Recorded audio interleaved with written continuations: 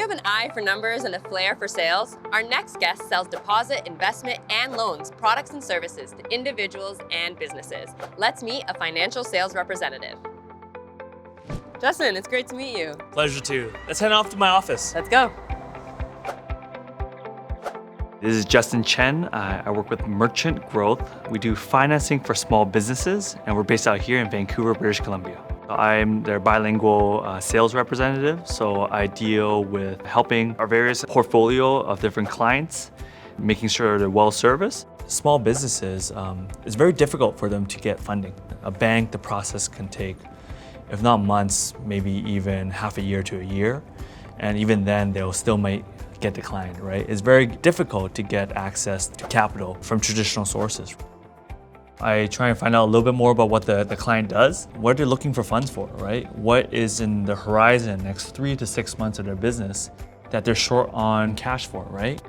And from there, I try and figure out if our solution is the right fit for them, to see if the potential capital injection that we could provide would be significant to help them accomplish their business goals.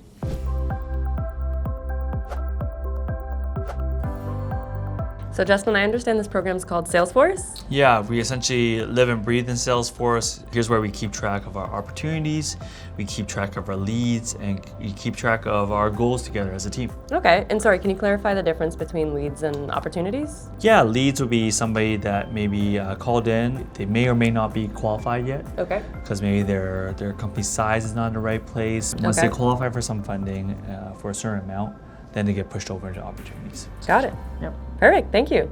Yeah. Went to SFU, I studied arts. And then my first job out of college was working at a bank. And I was there for 2 years, and I didn't really like the bureaucracy. I actually swore to myself I'm never going back into finance again. And when I worked in finance here, I realized that this is very different from what I was used to from the bank. People think that I think the most excellent salespeople are those who are good at talking. But I really think that the best salespeople out there and the best salespeople I know, they're all great at listening, number one.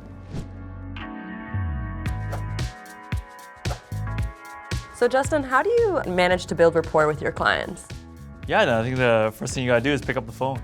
Right? Makes sense. Yeah, there's only so much you can do over text and email, right? And when you just hear the tone from your clients, you can sense what they're excited about, and they can sense they can sense how genuine you are as well. And how do you deal with difficult clients, for example? And basically, you just try to understand where they're coming from, right? I think when people are frustrated, they just want to feel like they're heard.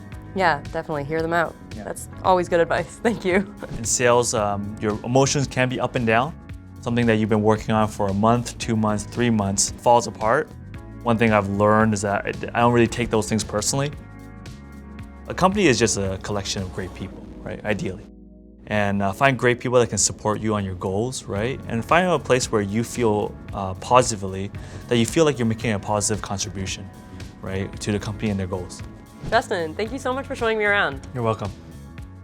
Once again, I'm Miriam for Career Check, reminding you this career could be yours.